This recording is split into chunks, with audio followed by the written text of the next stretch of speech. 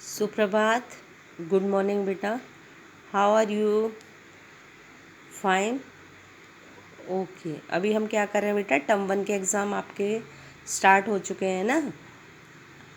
Okay, आप लोग अच्छे से भी तैयारी करके अच्छे से पेपर लिख रहे होंगे। ओके, आप लोगों को अच्छे से चीटिंग नहीं करना है ना, पहले भी मैंने आपको बताया। और अच्छे से याद करके अच्छे से लर्न करके आपको बिना देखे ही लिखना है, और ऐसा लिखना है कि हम स्कूल में ही एग्ज़ाम दे रहे हैं। ओके बेटा, और आपको रिवीजन भी मिल रहा है, और रिवीजन का वीडियो भी सारे मैम आपको ऑल सब्जेक्ट में भेज रहे हैं ना। तो आज हम हिंदी में भी क्या करेंगे बेटा? रिवीजन ही करेंगे, पुनरावृत्ति करेंगे। इससे पहले 2 लेसनों का तो मैंने आपको करा दिया है ना। पहले मैंने लेसन 3, 4 और 5 तक हमने कर लिया। ओके, इससे पहले वीडियो में। अब इस वीडियो में मैं आपको पार्ट 6 और पार्ट 7 है ना, दोनों का रिवीजन मतलब पुनरावृत्ति कराऊंगी। ओके, तो पहले पार्ट 6 कौन सा है अपना? बहुत हुआ कविता। ओके, इसके पहले हम शब्दार्थ देखेंगे है ना। और लाइव क्लास में तो अपना पूरा हो गया सिलेबस है ना, मैंने आपको रिवीजन भी करा दिया, लेकिन अब मैं इसका वीडियो आपको भेज रही हूँ। ओके, तो पार्ट 6 बहुत हुआ कविता। ओके, इसके पहले हम शब्दार्थ देखते हैं, शब्दों के अर्थ। ओके, बादल मीन्स मेघ या घन, बादल, मेघ, घन, चूहा, टपका, सुआ, तोता, दुआ, प्रार्थना, मेघा, बादल, बारिश। ओके, बोरियत, मन नहीं लगना, ताल, तालाब। ओके, एक बार और देख लेते हैं इनको। बादल, मेघ और घन, ये अलग अलग शब्द है बेटा। मेघ अलग होता है, घन अलग होता है ना। चूहा, टपका, सुआ, तोता, दुआ, प्रार्थना करना, मेघा, बादल, बारिश, बोरियत, मन नहीं लगना, ताल, तालाब। ओके, इसके शब्दार्थ हो गए। ओके बेटा, अभी हम इसके प्रश्न उत्तर देखते हैं। प्रश्नों के उत्तर। ओके, पहला है, प्रश्न 1 है, बारिश अधिक होने पर क्या क्या होता है? मैंने आपको इसको लिख के भी आपको रिवीजन कराया ना लाइव क्लास में कि लिख के याद करो बेटा, है ना। तो बारिश अधिक होने पर क्या क्या होता है? तो बारिश अधिक होने पर क्या क्या होता है? तो इसका उत्तर है, बारिश अधिक होने पर चारों तरफ पानी पानी और कीचड़ होता है, और सारे घर में दिन रात पानी टपकता है। बारिश अधिक होने पर क्या क्या होता है? चारों तरफ पानी पानी हो जाता है ना, और कीचड़ होता है, और सारे घर में दिन रात पानी टपकता है। ओके, तो इस तरह से हमको दिमाग में होना चाहिए कि क्या होता है। हम अपनी नॉलेज से भी लिख सकते हैं आंसर को, कि भाई अपने को पता है नहीं बारिश होने पर क्या क्या होता है। बारिश होने पर चारों तरफ पानी पानी होता है, और अगर हमको मात्रा आएंगी और शब्द लिखना आएगा तो हम बिना अपना मतलब इस आंसर को अपनी नॉलेज से भी लिख सकते हैं। ओके, कि बारिश अधिक होने पर क्या होता है? चारों तरफ पानी पानी और कीचड़ होता है, और सारे घर में दिन रात पानी टपकता है। ओके, अब दूसरा है, खा है, बारिश होने पर बच्चे क्या करते हैं? ओके, तो बारिश होने पर बच्चे क्या करते हैं? इसका उत्तर है, कागज़ की नाव चलाते हैं। तो हम इसको पूरा भी लिख सकते हैं उत्तर को, बारिश होने पर बच्चे कागज़ की नाव चलाते हैं, और ऐसे भी लिख सकते हैं, कागज़ की नाव चलाते। ओके, अगर इस तरह से लिखोगे तो ज़्यादा अच्छा रहेगा, जैसे बारिश होने पर बच्चे कागज़ की नाव चलाते हैं। ओके, कागज़ की नाव चलाते हैं ना बच्चे। ओके, अब है, गा है, सब बच्चों को किसकी याद आ जाती है? तो कविता में है ना, सब बच्चों को किसकी याद आ जाती है? सब बच्चों को नानी याद आ जाती है। तो लिखेंगे, सब बच्चों को नानी याद आ जाती है, और खाली ऐसे भी लिख सकते हैं। मेन तो आंसर यही है, नानी याद आ जाती है। ओके, लेकिन अगर इस तरह से भी लिखना चाहो तो आप इस तरह से भी लिख सकते हो, सब बच्चों को नानी याद आ जाती है। लेकिन हमको याद करना है, इस वजह से मैंने आपको ये शॉर्ट में लिखा है कि नानी याद आ जाती है, ये मेन आंसर है। ओके, अब आपको प्रश्न को एक बार लिखो और आंसर को 3 टाइम लिखोगे तो आपको अपने आप याद हो जाएगा। ओके, जैसे एक बार प्रश्न लिख लिया, फिर 3 टाइम इसी वाक्य को लिखना है, जैसे नानी याद आ जाती है, नानी याद आ जाती है। इस तरह से आप 3 बार लिखोगे तो आपको ऑटोमेटिक याद हो जाएगा। ओके, फिर बिना देखे लिख के देखो कि आपको याद हुआ कि नहीं हुआ। ओके, अब ये पार्ट 6 के हमने शब्दार्थ कर लिए और इसके प्रश्नोत्तर कर लिए। अब नेक्स्ट देखते हैं बेटा इसके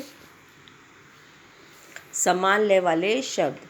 समान लय वाले शब्द हैं जैसे एक लय, लय जो होती है ना, लय जैसे हम एक लय होती है, एक उच्चारण जैसे सेम होता है, जैसे दुआ, हुआ, दुआ, तो बोलने में सेम लय आ रही है। झेलें, खेलें, यह बिंदी है बेटा ले पे, और ये झेलें पे भी बिंदी है। ओके, झेलें, खेलें, पानी, नानी, सेम उच्चारण जैसा हो रहा है ना इनका।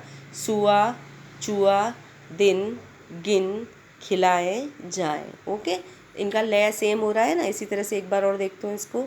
हुआ, दुआ, झेलें, खेलें, पानी, नानी, सुआ, चुआ, दिन, गिन, खिलाए, जाएं। ओके, ये हमारे इसके समानने वाले शब्द हो गए। ओके, अब है पार्ट 7। कौन सा है बेटा? मेरी किताब। ओके, अब पार्ट 7 मेरी किताब, पुनरावृत्ति है ना। लिखित अभ्यास मतलब जो मैंने आपको लिख के करा रही हूँ उसका मतलब लिखित अभ्यास। इसके पहले प्रश्नोत्तर ही देख लेते हैं, कोई बात नहीं। शब्दार्थ तो आपको मैंने लाइव क्लास में करा दी और आप अपने आप भी पढ़ के देख सकते हो। ओके, अब है पहला है प्रश्नोत्तर में का में माँ ने वीरू को कहाँ भेजा। तो इसका उत्तर क्या है? माँ ने वीरू को एक संदेश देकर उसकी बहन के घर भेजा। ओके, माँ ने वीरू को कहाँ भेजा?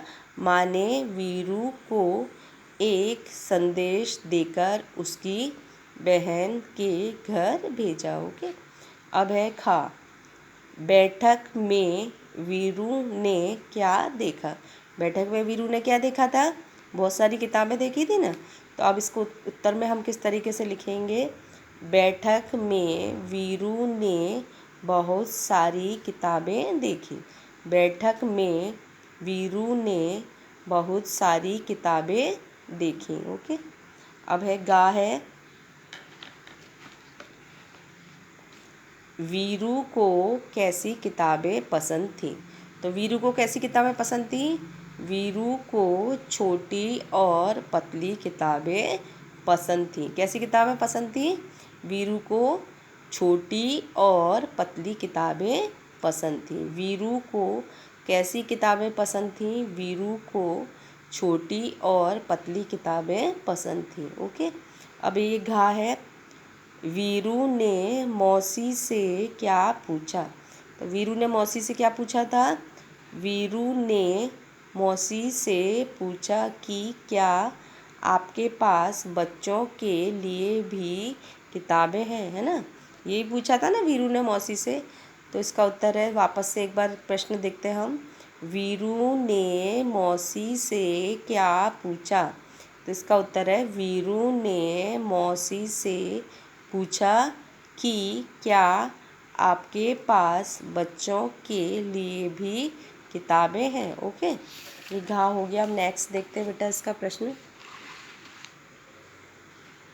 दूसरी किताब देने पर वीरू क्या बोली।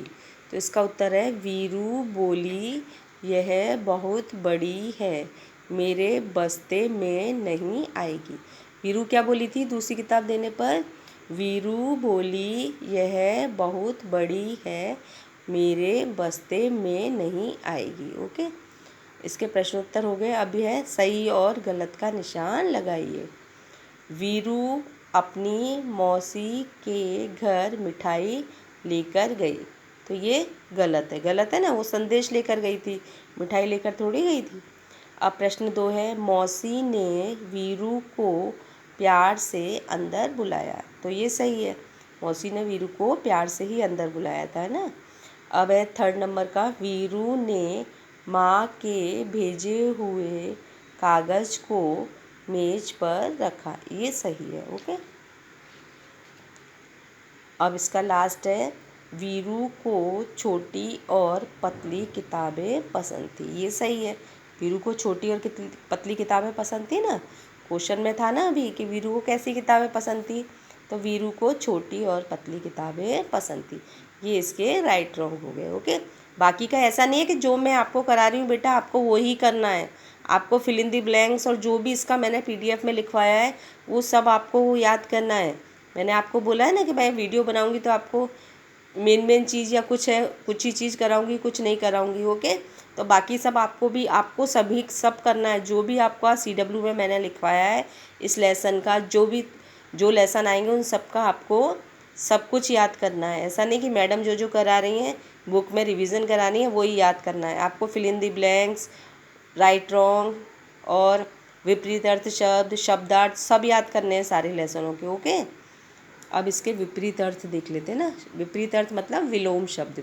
विपरीत अर्थ मतलब उल्टा अर्थ भी बोलते हैं और विलोम शब्द भी बोलते हैं। ओके, पास, दूर, अंदर, बाहर, अधिक, कम, पसंद, नापसंद, मोटी, पतली, बड़ी, छोटी। ओके, एक बार और देख लेते हैं इसको। पास, दूर, अंदर, बाहर, अधिक, कम, पसंद, नापसंद, मोटी, पतली, बड़ी, छोटी। ओके बेटा, तो आज हमने इसका रिवीजन करा दिया मैंने आपको ना, लेसन 6 और 7 का।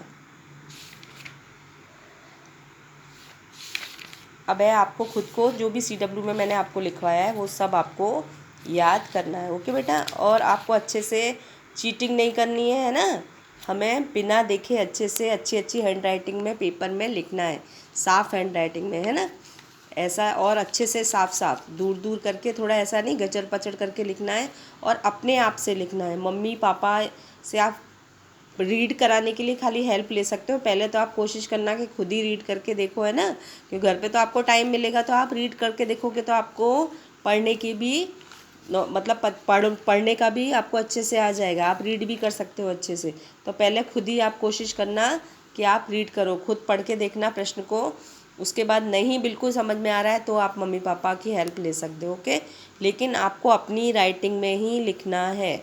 ओके, आपको अपनी खुद की राइटिंग में ही लिखना है। नाम, रोल नंबर, सेक्शन सब आपको अच्छे से लिखना है। सबको पता चल गया है ना, और अच्छे से साफ हैंड राइटिंग में। ओके बेटा, बाय और बेस्ट ऑफ लक बेटा। Thank you, take care.